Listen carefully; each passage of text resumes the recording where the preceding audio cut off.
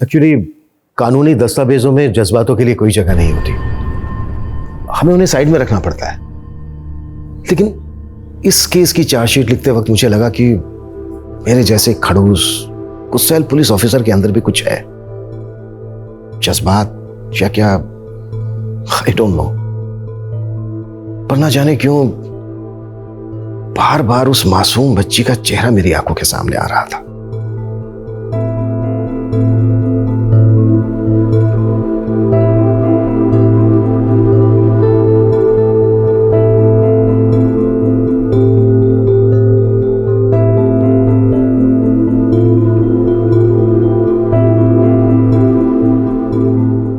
उस अल्लड़ सी नटखट बच्ची की आंखों में एक तूफान था और जिंदगी एक वैशिला जहर।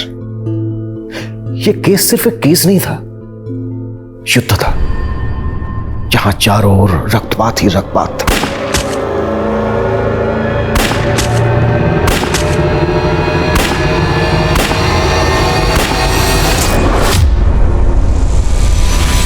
नमस्कार, मैं सोनाली कुलकर्णी क्राइम पेट्रोल 70 के इस नए अध्याय में आपका स्वागत करती हूँ। सरहद, बारूद, भेदभाव और नफरत के दर्द झेल रही इस दुनिया में हम नन्ही जानों को शायद यही सोचकर लाते हैं कि आने वाला कल एक बेहतर कल होगा, जिसमें शायद एक सुंदर जीवन का सृजन होगा। लेकिन ये केस टूटती हुई उम्मीदों की एक दर्द भरी दास्तां है, जहां पर हर कदम पे इंसाफ चर मर रहा था। एक छोटी सी जिंदगी, एक छोटी सी बच्ची एक लड़ाई लड़ रही थी। ये लड़ाई गुनाहों की भी थी, इंसाफ की भी। इसमें रहम की मिन्नतें भी थी और दर्द की पुकार भी। किसी से उसका सब कुछ छीन लिया गया था और मानो मासूमियत कह रही थी, मुझे मेरी पहले जैसी पहचान दे दो। ओ आमा शहजादी साहिबा, देख कितना सारा आम। दशहरा, चोषा, सिंदूरी, लैंगड़ा, कौन सा आम खाएगा तू बोल? হ্যাঁ মা বলছি। হ্যাঁ কিন্তু আমি বলছিলাম কি এত সুন্দর। क्या बोला था? हिंदी में बात करना सीखना पड़ेगा ना, बाहर पढ़ाई करने जाएगा फिर हिंदी में बोलो। हाँ, मैं बोल रहा था कि ये इतना सुंदर आमेर दुनिया लोगेरा नहीं दुनिया के लोगों ने लैंगड़ा आम रेखेছে কেন? इसका नाम आज से दुरुस्त आम माने हेल्दी आम।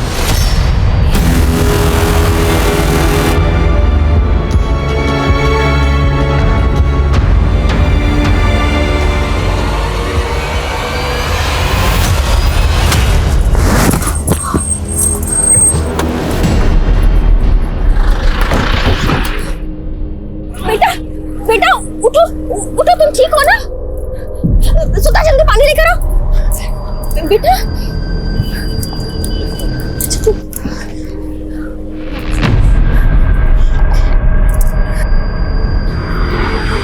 बेटा तुम कैरियां बेचती हो?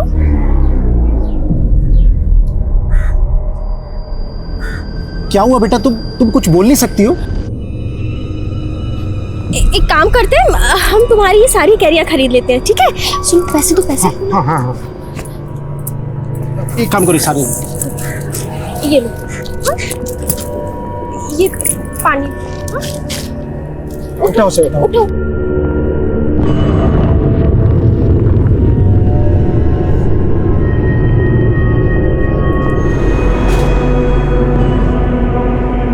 पैसा?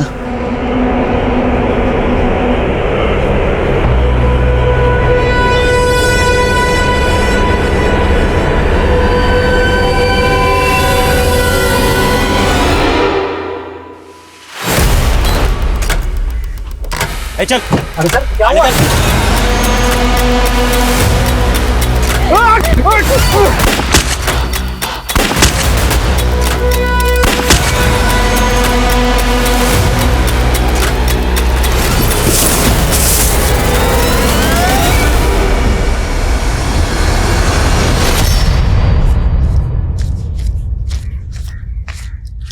चला जल्दी।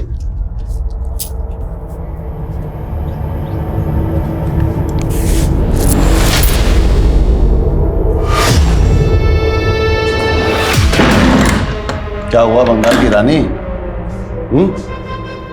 चेहरा क्यों उतरा हुआ है? इतना अच्छा धंधा हुआ है, इतनी कमाई हुई है, तो थोड़ा मुस्कुरा। इतनी बड़ी आंख, लगता है टॉनिक देना पड़ेगा। नहीं, सबसे पहले विटामिन एस देता हूँ। अरे मेरी पतंग थोड़ी ढील किया थी तो हवा में उड़ने लगी। हाँ खिड़की से कूद मत जाना।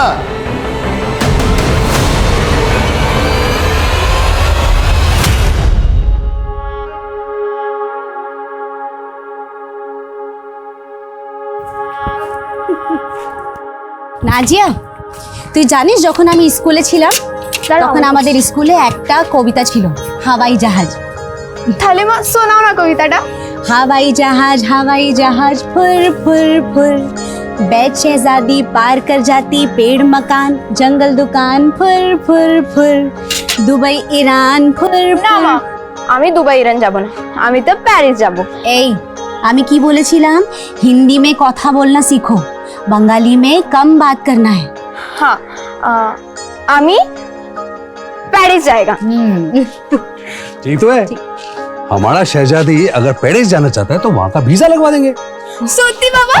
एकेबारे सত্যি। আমি প্যারিস যাব। तुम पेरिस जाएगा और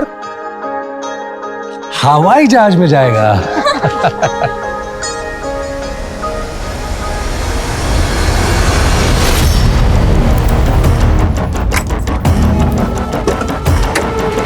खड़िए आप लोग, खड़िए।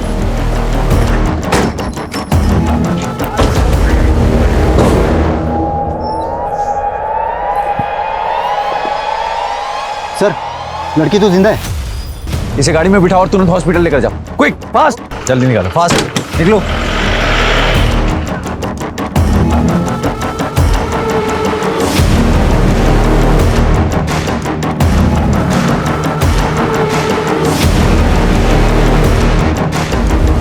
सर, इस लड़की के कान पे जबरदस्ती ज्वेलरी लूटी गई है।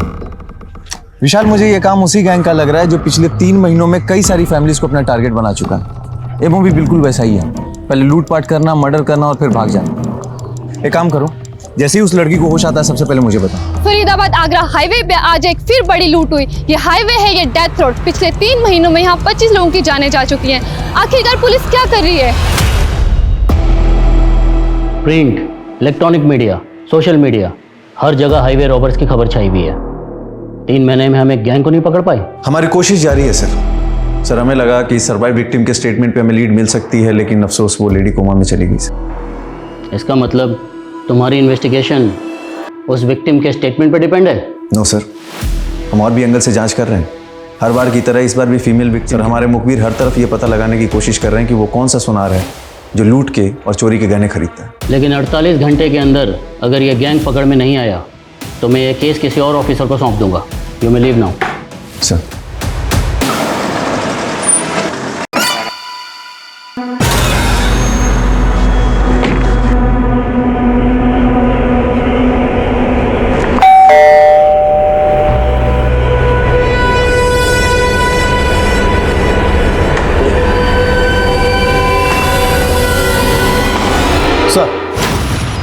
अपने खबरों से इस नरेंद्र तोमर नाम के ज्वेलर्स के बारे में पता चला है।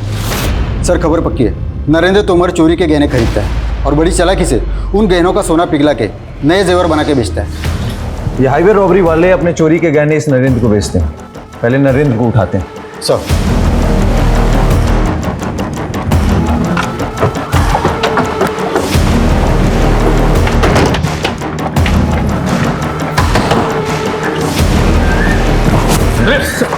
पूरे घर को अच्छे से सर्च करो, कोना कोना छान मारो, क्विक। सर, बात क्या है? हुआ क्या है सर? बताइए तो सही। सर, पूरा घर छान मारा लेकिन कुछ नहीं मिला। ले चलो इसे। चल। कहाँ ले जा रहे हो सर? तिवारी, सर, मैं किसी हाईवे गैंग को नहीं जानता सर। मैंने कोई चोरी की हुई गहनों की डील नहीं की। नाम बता। इस हाईवे रॉबरी केस में और कौन कौन शामिल है? नाम बता। नो अंशुल, मुझे ये समर्स के मैरिज बिल्कुल पसंद नहीं है और तुम चाहते हो कि हम समर में शादी करें। क्योंकि बेबी, अगर हमने अब भी शादी नहीं की तो फिर अगला मुहूर्त सीधा 7 महीने बाद है। और देखो मेरी तरफ, मैं उतना वेट नहीं कर सकूंगा। वेट तो मैं भी नहीं कर सकती, लेकिन कुछ नहीं, हम अगले हफ्ते शादी कर रहे हैं बस, और उसके बाद हम सीधा यूरोप जा रहे हैं। सिर्फ हनीमून के लिए नहीं, हम वहां पे परमानेंटली शिफ्ट होने वाले हैं। क्या हम अब्रॉड शिफ्ट हो रहे हैं? लेकिन तुमने मुझे पहले क्यों नहीं बताया? क्योंकि मैंने थोड़े दिन पहले ही प्लान बनाया कि मुझे इंडिया से जल्द निकलना है, तुमसे शादी करते ही बस। लेके चले इसे। सर एक मिनट, आपको कुछ गलत हुआ कैसा? सर मैंने कुछ सर मैंने कुछ किया, सर मैंने कुछ नहीं किया,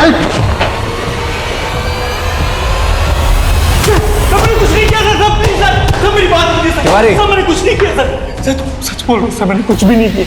नरेंद्र तोमर ने नाम लिया है तेरा। हाईवे रॉबरीज का करता धरता तू ही है।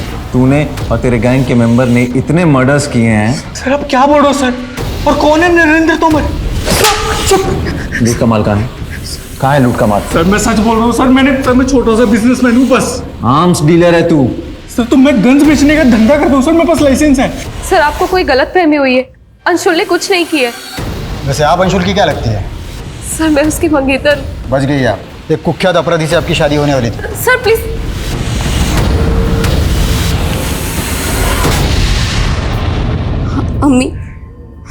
আমি তোমায় এতগুলো চিঠি লিখেছি, কিন্তু তবুও তুমি আমায় ফরিদাবাদ থেকে নিতে আসোনি। তাড়াতাড়ি আসো না মা, আমার তোমার কথা খুব মনে পড়ে মা।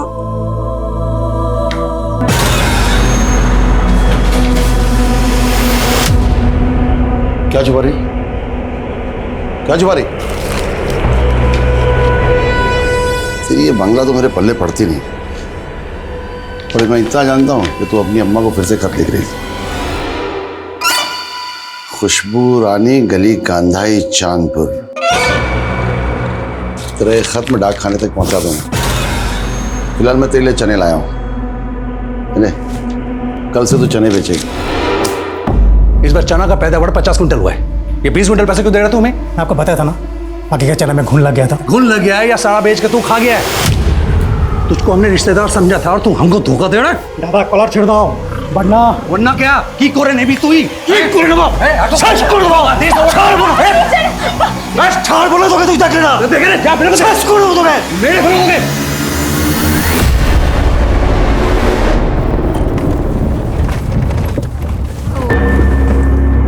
क्या हुआ साहब? लगता है इंजन में कोई खराबी है, मैं चेक करता हूँ।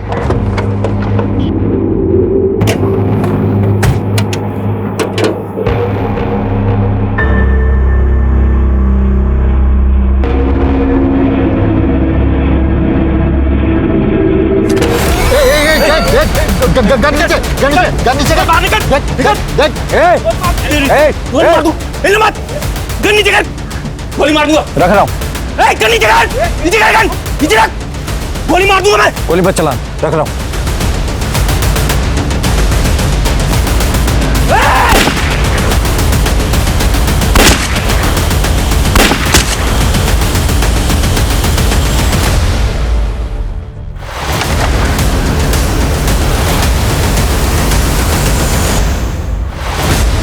पुलिस ने हाईवे रॉबरी में जिन 2 लोगों को गिरफ्तार किया था उनका एनकाउंटर कर दिया गया है।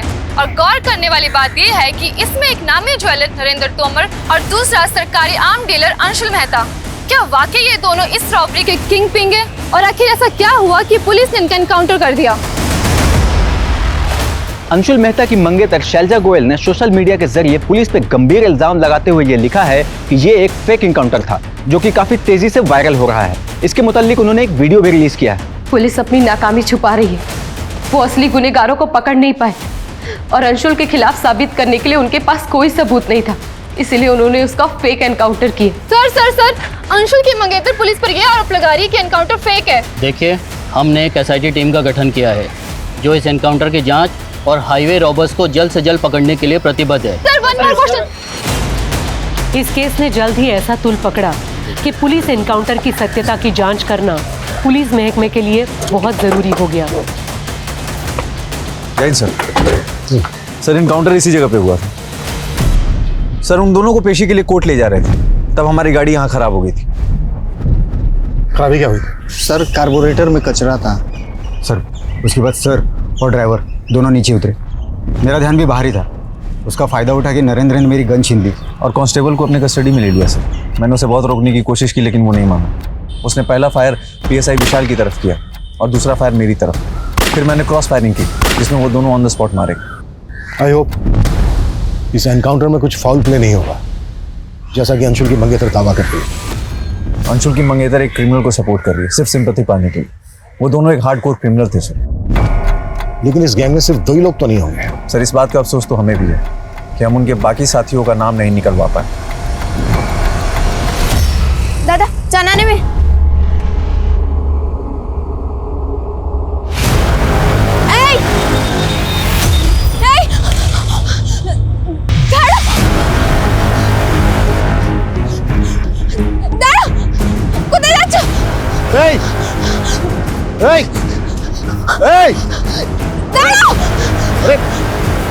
कहाँ जा रही? वो जो ऑटो में वो लड़की ने हमारा मर्डर करेছিল। क्या बोल रही है? उसी ने हमारा मर्डर किया था। नरेंद्र और अंशुल के स्टेटमेंट से तो यही जाहिर होता है कि दोनों इस हाईवे रॉबरी में इन्वॉल्व थे। लेकिन सर गौर करने वाली बात यह है कि जहाँ जहाँ भी हाईवे पे रॉबरीज हुई हैं वहाँ के क्राइम सीन से क्रिमिनल्स के जो फिंगरप्रिंट्स मिले वो नरेंद्र और अंशुल के फिंगरप्रिंट से मैच नहीं होते। इंस्पेक्टर भोजराज का मानना है कि नरेंद्र और अंशुल ये दोनों इस रॉबरी में डायरेक्ट इन्वॉल्व नहीं थे, किंग पिन थे। मतलब ये कि असली रॉबर्स अभी भी फरार है जो नरेंद्र और अंशुल से कनेक्टेड हो। इनकी एक एक डिटेल पता करनी होगी। अच्छा, वो जो विक्टिम सर्वाइव कर गई होश में कब तक आ रही है? सर डॉक्टर्स का कहना है कि वो लेडी रिकवर कर रही है, लेकिन उसे होश कब तक आएगा सर ये कहना थोड़ा मुश्किल है। इस रॉबरी से पहले आगरा फरीदाबाद हाईवे पर 4 रॉबरी और हुई। डिटेल्स दिखाऊंगी। ये देखिए सर, पिछली सभी वारदातों में कोई भी विक्टिम नहीं बचा था सर। और अजीब बात यह है कि हर बार क्राइम सीन से कुछ ना कुछ अजीब मिला था। पहली वारदात में क्राइम सीन से काफ़ी टॉय मिले थे, दूसरी में स्ट्रॉबेरीज, तीसरी में पेन और चौथी वारदात में क्राइम सीन से कच्चे आम मिले थे। लेकिन इस सबका इस रॉबरी से क्या कनेक्शन हो सकता है? इन रॉबरीज में विक्टिम को शूट किया गया था। अंशुल एक आम डीलर है, हो सकता है उसकी पिस्टल इस्तेमाल की गई। उसकी शॉप पर जितने भी गन है उन सबकी जांच करवाओ और पेपर भी चेक करवाओ। Okay sir.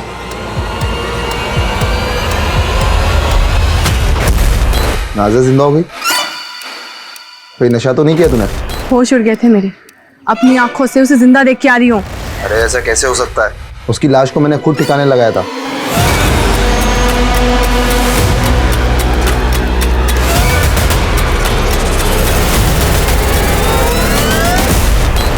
सर, इस नरेंद्र के सीडीआर में एक सस्पिशियस नंबर मिला है जो एक फेक आईडी से लिया गया था। और अंशुल का नरेंद्र के साथ कोई कनेक्शन मिला? जी नहीं सर। अंशुल की शॉप में जितनी भी गन्स मौजूद हैं सबकी जांच करवाई, उनके पेपर्स भी चेक किए, लेकिन कोई भी गन रॉबरी में इस्तेमाल नहीं हुई है। हो सकता है जो गन रॉबरी में इस्तेमाल हुई हो वो अंशुल ने कभी शॉप पे रखी ना हो। और एक बात सर, ये अंशुल का फादर अभी जेल में बंद है और अंशुल की मंगेतर शैलजा एक ही बात बोल रही है कि ये एनकाउंटर फेक था। शैलजा से मिलते हैं एक बार। सर मैं पहले भी कई बार कह चुकी हूँ, अंशुल एक ऑनेस्ट इंसान था, वो किसी भी क्रिमिनल एक्टिविटी से नहीं जुड़ा था।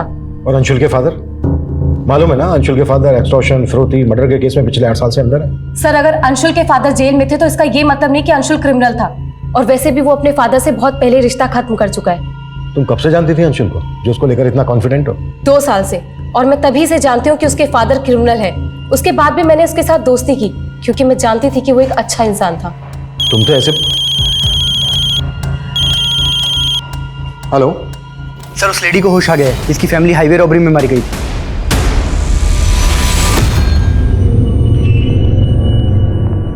अच्छा लता जी, जब ये सब हुआ तो उस वक्त रॉबर्ट्स के साथ ये लोग भी थे? मैंने उनका चेहरा नहीं देखा, उनका चेहरा ढका हुआ था सिवाय 2 पुलिस वालों के। पुलिस वाले? हाँ सर, 2 पुलिस वाले थे, उन्होंने ही हमारी गाड़ी रुकवाई। जैसे ही गाड़ी रुकी कुछ लोग फिर पीछे से आए, उनके चेहरे ढके हुए थे, इसे निकाला, उन्होंने मेरे पति को गोली मारी, फिर मुझे। अच्छा लता जी, वो जो 2 पुलिस वाले थे वो दिखते कैसे थे? उनके नाम क्या थे? नेम प्लेट देखी थी आपने उनकी? मैंने ठीक से नहीं देखा। क्राइम सीन पर कुछ कच्चे आम बिखरे हुए थे, आप कुछ उनके बारे में बता सकती हैं? वो कैसे आए? हादसे के कुछ दूरी पहले ही हमने एक बच्ची से वो कच्चे आम खरीदे थे। सर वो बच्ची हमारी गाड़ी के नीचे आते बाल बाल बची थी, इसलिए हम उस बच्ची पर दया खाकर वो सारे कच्चे आम खरीद लिए थे। लता जी, ये जो बच्ची थी जिससे आपने आम खरीदे, ये क्राइम सीन से कितनी दूर पहले मिली थी आपको? सर लगभग 500 मीटर पहले। इस वारदात से पहले जिन वारदातों में क्राइम सीन से पेन, टॉय, स्ट्रॉबेरी मिले हैं, हो सकता है वो किसी हॉकर ने विक्टिम्स को बेचे हो या फिर शायद इसी बच्ची ने बेचे हो। मतलब सर आप कहना चाहते हैं वो बच्ची क्रिमिनल से जुड़ी हो सकती है? बिल्कुल हो सकता है वो बच्ची क्रिमिनल्स के लिए रेकी करती हो और फिर वो क्रिमिनल्स को सिग्नल देती हो लूट और मर्डर करने के लिए। वैसे भी उस बच्ची को क्राइम सीन से लगभग 500 मीटर पहले ही देखा गया है। उस बच्ची से हमें क्रिमिनल्स की डील मिल सकती है। एक काम करो, लता से उस बच्ची का स्केच बनवाओ।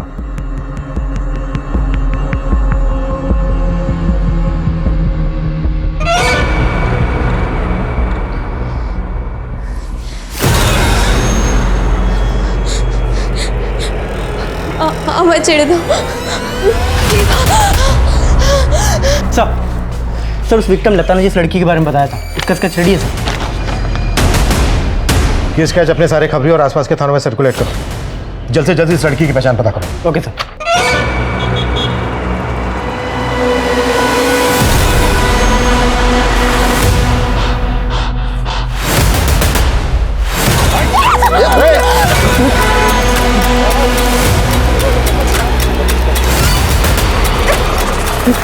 कौन सा? कौन सा? अभी जा नहीं रहा। हेलो,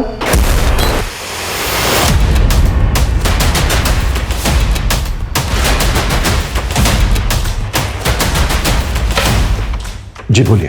सर आज एक अननोन नंबर से मुझे धमकी भरा फोन आया और वो बोल रहा था कि अंशुल क्रिमिनल था और क्रिमिनल ही रहेगा। तुम उसकी इंसाफ की लड़ाई लड़ना बंद करो, समझी? सर ये वो नंबर है जिससे मुझे कॉल आ रहा था। Sir now I am sure कि पुलिस में से कोई तो इन्वॉल्व है जो इस फेक एनकाउंटर केस को बंद करवाने के लिए मुझ पर प्रेशर डाल रहा है। सर शैलजा को जिस नंबर से कॉल आया था वो नंबर एक फेक आईडी से लिया गया था। हो सकता है शैलजा अंशुल को बचाने के लिए झूठ बोल रही हो और ये फोन कॉल चाल हो उसकी। बैकग्राउंड निकालो शैलजा की। Okay sir. सर नरेंद्र की कॉल रिकॉर्ड में जो फेक आईडी का नंबर मिला सर, उसमें एक चंद्रेश नाम के हीरा व्यापारी का नंबर मिला है। सर ये चंद्रेश है। सर इसका फोन काफी टाइम से बंद है और ये कहाँ गायब हो गया ये भी नहीं पता चल रहा। मे भी चंद्रेश इस सब में शामिल हो। डिटेल निकालो इसको।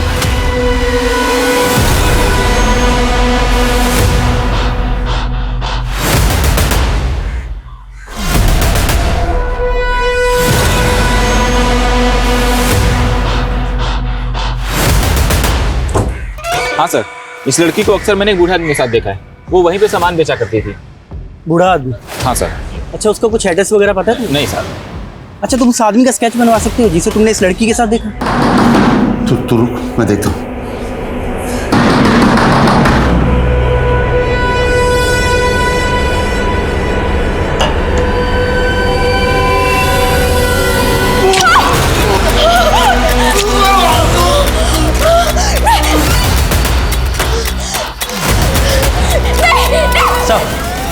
सर मैंने शैलजा के कॉल डिटेल्स चेक की। उसके कॉल डिटेल्स के मौजूदा नंबर्स में से कई नंबर फेक आईडीज के हैं सर, जिनसे लगातार उसे कॉल किया जा रहा था। कहीं ऐसा तो नहीं है कि ये शैलजा भी सब में इन्वॉल्व है और अब तक झूठ बोलती आ रही है हमसे? सर आप कमाल करते हैं। पहले अंशुल को पुलिस वालों ने फेक एनकाउंटर पे मार दिया और जब मैंने आवाज उठाई तो आप लोग मुझ पर शक कर रहे हैं। ऐसे ही शक नहीं कर रहे हैं हम तुम पे। तुम्हारे कॉल रिकॉर्ड्स में फेक आईडी से लिए के कई नंबर मिले हैं। कॉल आते थे उन नंबरों से तुम्हें जो अब बंद है। क्यों आते थे उन नंबर से कॉल? ये देखो। चुप क्यों हो गई अब? बोलो किसके नंबर है ये सब? मुझे नहीं पता, लेकिन इन नंबर से मुझे कई बार ब्लैंक कॉल्स आए हैं। Blank calls? हाँ, और सिर्फ ब्लैंक कॉल्स ही नहीं बल्कि कोई लड़का है जो मुझे हर रोज फोन करके परेशान करता था। तुम्हें मैंने कितनी बार कहा है कि मुझे फोन करके परेशान करना बंद करो? समझ में नहीं आता तुम्हें? और सिर्फ कॉल ही नहीं करता था बल्कि आए दिन मेरे घर के सामने गिफ्ट्स और लेटर्स छोड़कर जाता था। तो तुम ये कह रही हो कि ये सारे नंबर किसी सिरफिरे आशिक के जो तुम्हें कॉल करके परेशान करता था, तुम्हें गिफ्ट देता था, लेटर देता था, लेकिन तुम्हारा रॉबर्ट्स के साथ कोई ताल्लुक नहीं है जिनके साथ अंशुल का किसी भी क्रिमिनल के साथ कोई लेना देना नहीं है सर, और ना ही मेरा। लेकिन हम उस आदमी से जरूर मिलना चाहेंगे जो तुम्हें कॉल करके परेशान करता था, तुम्हें गिफ्ट देता था वो गिफ्ट तो होंगे ना तुम्हारे पास? जी।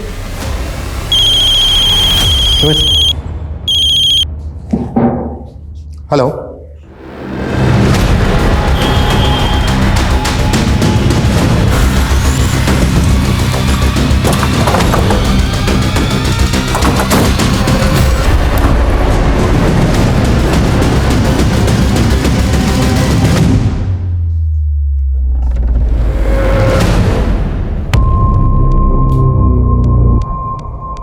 सर ये कंफर्म है, ये वही आदमी है जो कैरी बेचने वाले उस बच्ची के साथ रह रहा था।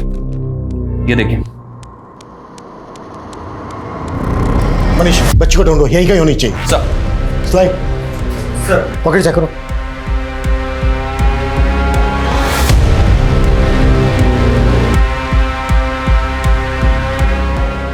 एनवेलप दिखाओ। सर, अंदर कोई बच्ची नहीं।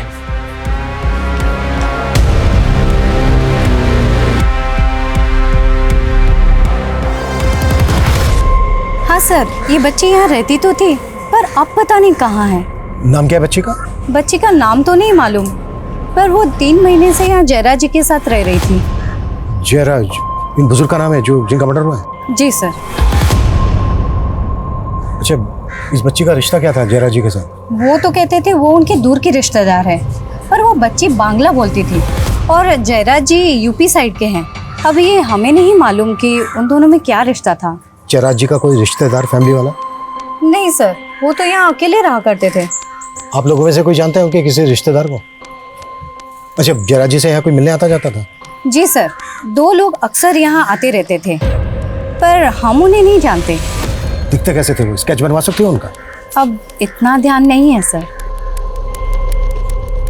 एक ऐसी बच्ची जो हमारी सस्पेक्ट है ऐसी जगह से गायब है जहाँ पर एक बुजुर्ग का मर्डर हुआ है। पता करो बच्ची के बारे में। और बुजुर्ग से जैसे बंगला में लिखा हुआ एक लेटर मिलता है जिसके एनवेलप पे अधूरा एड्रेस है। लेटर को ट्रांसलेट करवाओ। ओके सर, ये वो गिफ्ट्स हैं जो कोई लड़का मुझे भेजा करता था। आखिर ये सब इन्वेस्टिगेट करके आप लोग साबित क्या करना चाहते हैं? हम लोग कुछ साबित नहीं करना चाहते, साबित आप करना चाहती हैं कि अंशुल उन रॉबर्स के साथ इन्वॉल्व नहीं था। लेकिन हम आपकी बातों पर भरोसा क्यों करें? ये बात मुझे पहले से ही पता है, लेकिन आप लोग इस केस को कोई गलत मोड़ देने की सोचना भी मत। और पुलिस वालों ने मेरे अंशुल का फेक एनकाउंटर किया है, और ये बात मैं 1000 बार चीख चीख कर कहती रहूंगी। ये चिट्ठी बंगला भाषा में किसी खुशबू रानी के नाम पर लिखी गई है और इस चिट्ठी में लिखा है कि उसकी अम्मी उसके खतों का जवाब नहीं दे रही है, ना ही उसको फरीदाबाद से आकर लेकर जा रही है। सर, कहीं इसका मतलब ये तो नहीं कि ये जयराज उस बच्ची को अपने साथ जबरदस्ती रख रहा था? अब तक हम मानकर चल रहे हैं कि ये बच्ची हाइबर रोवर्स के लिए रेकी करती थी, इसलिए हमारे लिए पता लगाना बेहद जरूरी है कि बच्ची इस वक्त कहाँ पर है। इस लेटर पे एड्रेस लिखा गया है खुशबू रानी गली गांधाई चांदपुर। प्रॉपर एड्रेस नहीं है, लेकिन लेटर पढ़ने के बाद ऐसा लगता है कि इस बच्ची ने पहले भी बहुत सारे लेटर्स लिखे हैं। एक काम करो, पोस्ट ऑफिस में जाके पता करो कि फरीदाबाद से गली गांधाई चांदपुर के लिए पहले भी लेटर पोस्ट हुए हैं क्या। हो सकता है वहाँ से प्रॉपर एड्रेस मिल जाए। Okay sir. और हाँ, एक काम और करो, इस बच्ची का स्केच बंगाल और आसपास के राज्यों में सर्कुलेट करो, अखबारों में भी डलवाओ, शायद इस बच्ची को पहचानने वाला कोई आदमी सामने आए। Okay sir.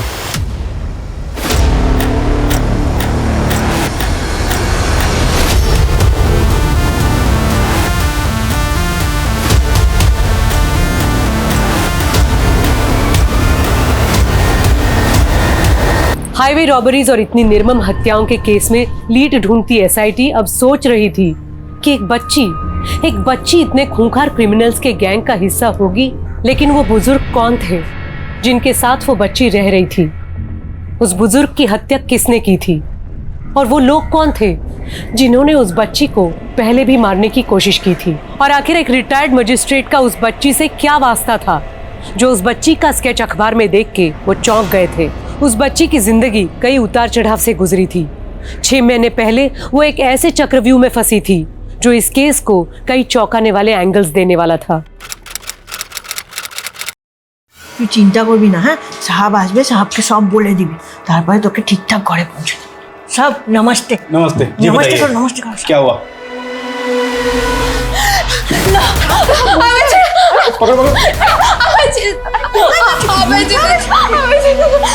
क्या हुआ इस बच्चे को? और ये कौन है बच्ची? साहब ये ना मेरे दुकान के बाहर ही खड़ी थी और रो रही थी।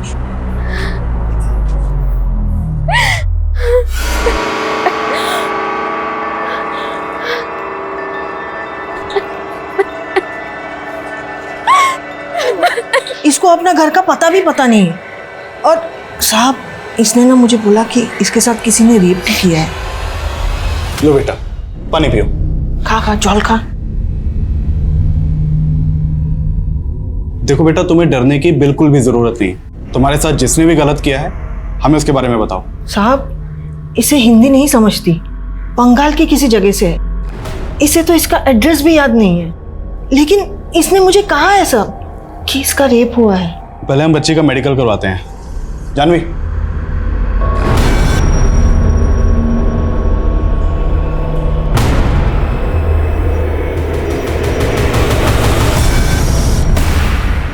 सर, ये बच्चे की मेडिकल रिपोर्ट है। सर, रिपोर्ट से ये तो कंफर्म नहीं हुआ कि बच्चे का रेप हुआ था, लेकिन बच्ची सेक्सुअली एक्टिव थी और इस बच्ची की उम्र महज 14 से 15 साल की होगी। इस लड़की ने क्या बयान दिया? सर, बच्ची काफ़ी डरी हुई थी और ठीक तरह से हिंदी भी नहीं बोल सकती। ये बच्ची इन विमला जी की दुकान के बाहर मिली थी। ये बंगाली हैं। बच्चे ने विमला जी को बताया था कि उसका रेप हुआ था। इस बच्ची का जो आपने अखबार में स्केच छपवाया है, पहले मेरी कोर्ट में मेरे सामने पेश हुई थी और इसने अपने बयान बंगाली में दिए थे और ये कहा था कि इसके साथ कुछ लोगों ने जबरदस्ती की है। लेकिन ये बच्ची अपने किसी भी रेपिस्ट का नाम नहीं जानती थी और ना ही उनको पहचानती थी और ना ही उसका स्केच बनवा पाई थी। लेकिन इस बच्ची ने अपने बयान में यह भी कहा था कि उसके साथ एक ऐसे व्यक्ति ने रेप किया था जो उस वक्त पुलिस की वर्दी में था। पुलिस की वर्दी? जी सर, अब तक हम ये मानकर चल रहे थे कि ये बच्ची रॉबरी गैंग वालों के लिए रेकी करती थी और एक विक्टिम ने हमें स्टेटमेंट दिया कि जो वो गैंग था उसमें 2 पुलिस वाले भी शामिल थे।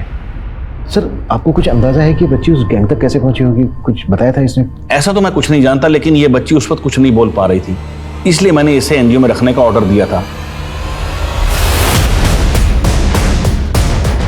हाँ सर, 3 महीने पहले ये बच्ची हमारे एनजीओ में ही थी। तो फिर 3 महीने पहले बच्ची यहाँ से गई कहाँ? उसकी मौसी आई थी उसे यहाँ से लेके जाने के लिए, करीबन 3 महीने पहले।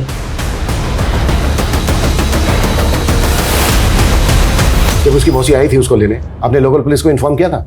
नहीं सर, मुझे लगा उसकी फैमिली आ गई तो मैंने उसे जाने दिया। क्या ऐसा तो नहीं है कि किसी के इशारे पे किया आपने ये सब? No sir, it's just a mistake. उस लेडी की डिटेल दीजिए हमें। 98754389। नंबर तो बंद आ रहा है, जाहिर सी बात है नंबर फेक होगा और एड्रेस भी। नाम क्या था उसका? सर, उसका नाम नफीसा था। फोटो दीजिए उसका। जी ये रही। इस एनजीओ के बारे में इंक्वायरी करो। नाजिया का कहना है कि किसी पुलिस वाले ने भी उसका रेप किया था। इस केस के पार बहुत दूर तक जुड़े हो सकते हैं। कैसे भी करके हमें पता लगाना कि इस वक्त नाजिया है कहाँ।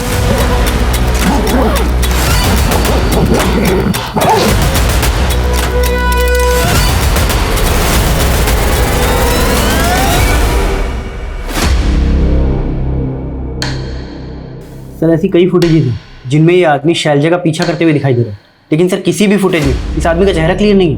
ये आदमी किसी फुटेज में शैलजा के साथ बात करते हुए भी दिखाई गए? नहीं सर, लेकिन सर मुझे ऐसा लग रहा है कि कहीं ये आदमी शैलजा का वही जिल्टेड लवर तो नहीं है जो शैलजा को ब्लैंक कॉल्स किया करता था और गिफ्ट्स भेजा करता था।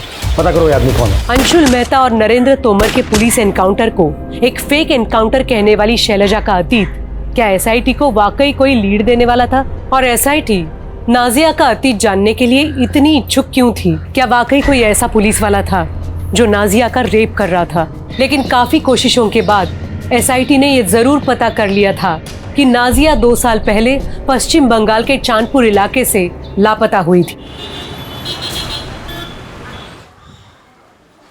करीब 2 साल पहले आप लोगों ने नाजिया की मिसिंग कंप्लेंट फाइल करवाई थी। आखिर वो फरीदाबाद कैसे पहुंची? गायब कैसे हुई थी वो? हमको नहीं मालूम साहब। देखिए, एक लंबे समय तक नाजिया के साथ रेप किया जा रहा था। उसके बाद उसको एक एनजीओ में रखा गया जहाँ से नफीसा नाम की औरत उसको लेकर गई। एनजीओ वाले ने हमें बताया कि वहाँ उसने अपने आप को नाजिया की मौसी बताया था। ये है वो नफीसा। साहब, ये नफीसा नहीं है, ये तो रूपा है। रूपा है, हमारे गांव में रहती थी और ये नाजिया की मासी नहीं है। ये तो नाजिया को जानती थी बस। ये रूपा आपके गांव में रहती कहाँ? यही पास में रहती थी साहब, लेकिन उसे सालों से किसी ने नहीं देखा। मतलब रूपा हमारी बेटी को लेकर भी हो सकता है। अच्छा, रूपा के बारे में कोई और इन्फॉर्मेशन दे सकते हो आप लोग? नंबर है उसका आपके पास? है ना साहब, नंबर है, लेकिन सालों से उसका नंबर बंद है। कोई बात नहीं, आप हमें दीजिए।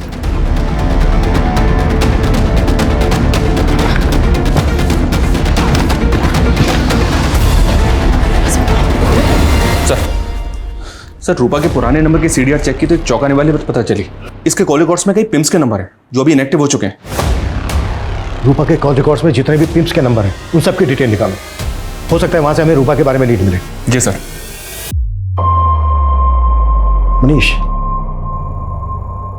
ये बच्ची नाजिया खुद एक रेप विक्टिम है और एक हाईवे रोबरी के केस में आके अटक गई है। इस नाजिया की तलाश ने इस केस को बुरी तरह से उलझा दिया सर।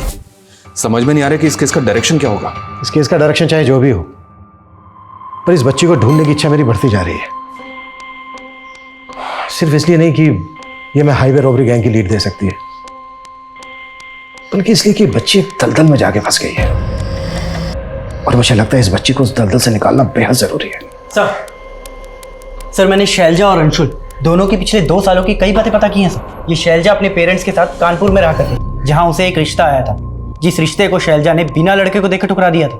हाँ, लेकिन इस सब का हमारे कैसे क्या कनेक्शन है सर, क्योंकि इंस्पेक्टर भोजराज कानपुर बैच का है और शैलजा ने जिस रिश्ते को ठुकराया था वो और किसी का नहीं, इंस्पेक्टर भोजराज का ही था। ये एक महज इत्तेफाक है कि मेरे घर वालों ने मेरी शादी 2 साल पहले शैलजा के साथ फिक्स कर दी थी। जब मैंने अंशुल को अरेस्ट किया मुझे नहीं पता था कि शैलजा उसकी मंगेतर है। लेकिन एक पुलिस वाले होकर तुम एक लड़की को स्टॉक कर रहे थे, ब्लैंक कॉल और गिफ्ट देकर उसे परेशान कर रहे थे। ये जितनी बातें आप कह रहे हैं कि मैं ऐसा कर रहा था, इसका कोई प्रूफ है आपके पास या फिर ऐसे ही बस? प्रूफ तो हमारे पास इस बात का भी नहीं है कि अंशुल मेहता का रॉबरी गैंग से कोई ताल्लुक था। तुम्हारे पास है कोई प्रूफ? सब खेल था तुम्हारा। अब तुम अपना क्या मान रहे हो या मनवाए हम? सर मैं मानता हूं मैं उन रॉबर्ट से गहने खरीदता था, लेकिन वो कौन है सर मैं नहीं जानता। वो मेरा फोन पे उनसे कांटेक्ट होता था, गहने लेकर आते थे, मुझसे पैसे ले जाते थे और जो बंदा आता था वो मुंह ढक कर आता था सर। देख, अगर तुझे इस रॉबरी केस से बचना है तो तुझे कहना होगा कि अंशुल मेहता नाम का एक आदमी है जो तेरे कांटेक्ट में है और वो उन रॉबर्स में से एक है। मुझे पता था कि नरेंद्र के जरिए मैं उन रॉबर्स तक नहीं पहुंच सकता, लेकिन अंशुल को अगर रास्ते से हटा दिया तो मैं शैलजा की जिंदगी में दोबारा वापस जरूर आ सकता हूं। मैंने ही नरेंद्र को कहा था कि अंशुल का नाम ले, उसके बदले कोर्ट ले जाते वक्त मैं उसे भागने में मदद करूंगा।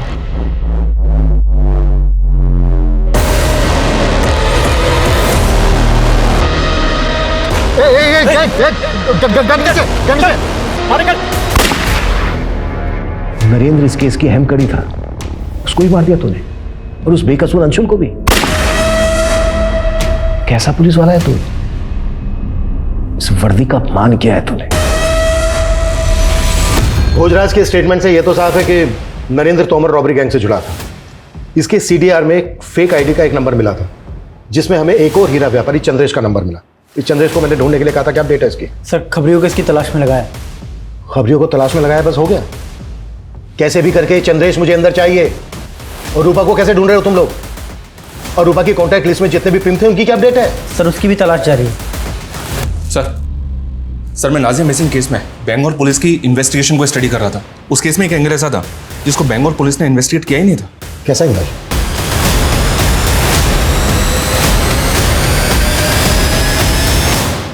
क्या हुआ? अब चुप क्यों हो तुम लोग? दुबई के उस शेख के साथ क्या वास्ता है तुम लोगों का? कहीं ऐसा तो नहीं है कि दुबई के उस शेख के साथ नाजिया की शादी करवा दी थी तुम लोगों ने? किंतु सर नाजिया तो लापता है। तो फिर दुबई के उस शेख ने तुम्हारे अकाउंट में पैसे क्यों ट्रांसफर किए थे? ये नहीं बताएगा साहब, हम बताते हैं आपको। ये नाजिया का शादी वो दुबई के शेख के साथ कराने वाला था। सर हम क्या करते हैं? सर हमारे एक रिश्तेदार है आफाक, उसने हमारा सारा जमीन कब्जा कर लिया है। लाखों को जमीन तो कब्जा कर ही लिया है, कोर्ट के चक्कर मारते मारते ताने ताने का मोहताज हो गया था। मैं क्या करता सर? पैसों के लालच में तूने अपनी बेटी का सौदा कर दिया? कैसा बाप है रे तू? ये वही करने वाला था, लेकिन हम नाजिया का अच्छा चाहता था। बस हमारा माथा खराब हो गया था। क्यों?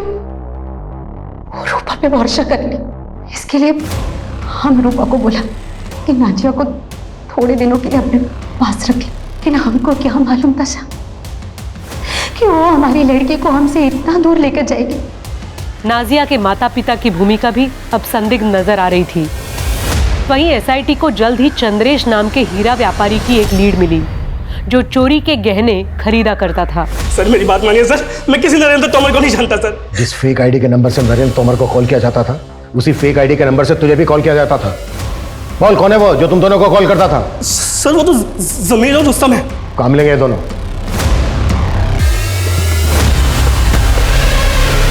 पकड़ो सबको।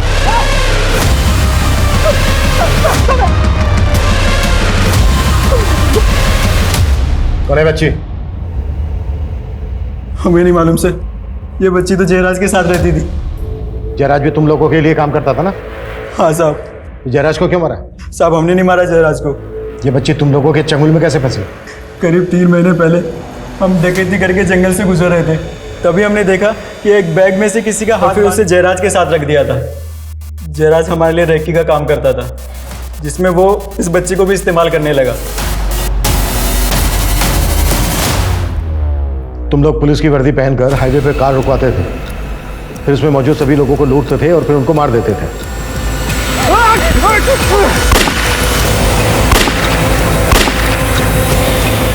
हमें पता चला है कि कोई पुलिस की वर्दी वाला आदमी उसका रेप करता था। तुम में से ही था ना कोई?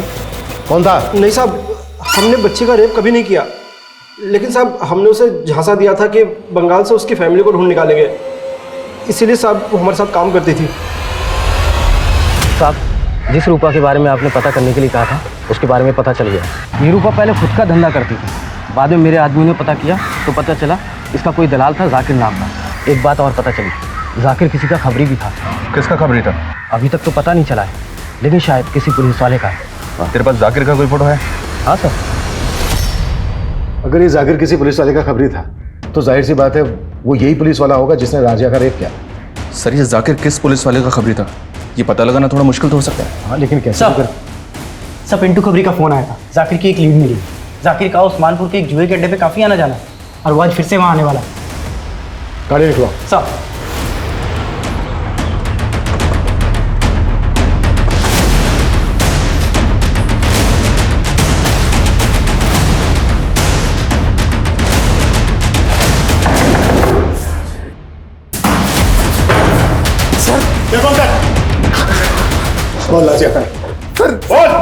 सर बताता हूँ सर।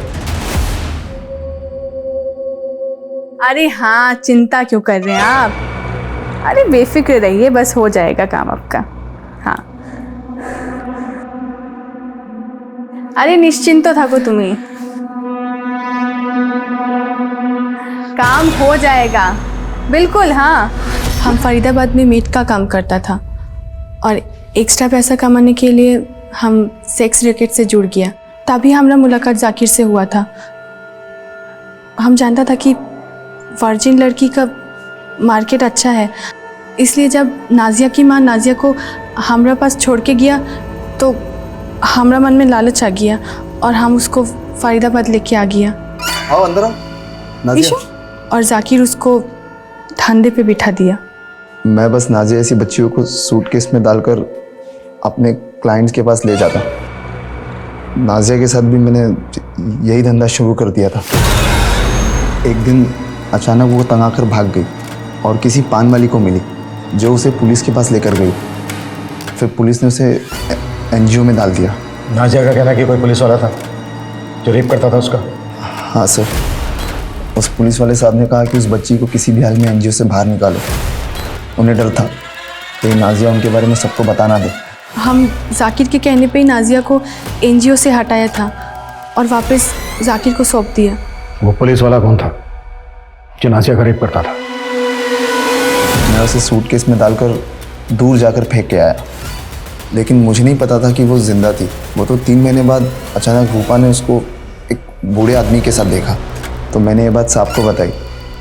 साहब ने कहा कि दो नाजिया को। वो बच्ची फिर हाथ से निकल गई।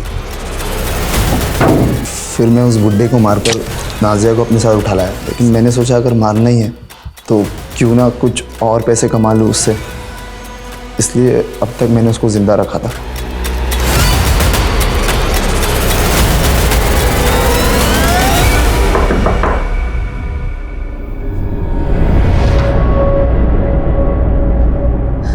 हमें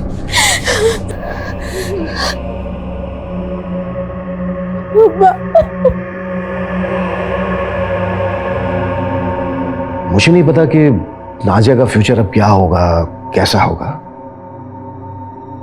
लेकिन मैं आप सभी से अपील करता हूं, जब आप नाजिया जैसे बच्चों को कहीं भी किसी भी मुसीबत में देखें, प्लीज पुलिस से संपर्क जरूर करें।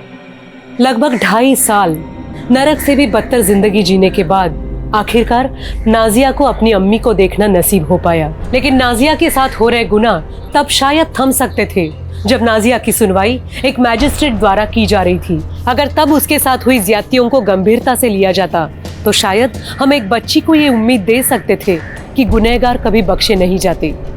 लेकिन इंसाफ में हुई देरी ने उसे और भी गहरे घाव दिए। ये बेहद ही अफसोसजनक है कि न्याय की दहलीज पे पहुंचने के बावजूद भी कई विक्टिम्स को अक्सर न्याय नहीं मिलता और कई बार सुनवाई में ही इतना वक्त बीत जाता है कि इंसाफ का कोई मायना ही नहीं रह जाता। इस विषय पे वाकई विचार होना जरूरी है। आप जानते हैं कि हम इस वक्त कोविड-19 की चुनौतियों से लड़ रहे हैं। कृपया मास्क लगाएं और सोशल डिस्टेंसिंग का जरूर पालन करें। अब मैं सोनाली कुलकर्णी आपसे विदा लेती हूँ। क्राइम पेट्रोल सतर्क, जस्टिस रीलोडेड में फिर होगी आपसे मुलाकात एक नए और चौंका देने वाले केस के साथ। तब तक अपना और अपने परिवार का ख्याल रखें। जय हिंद।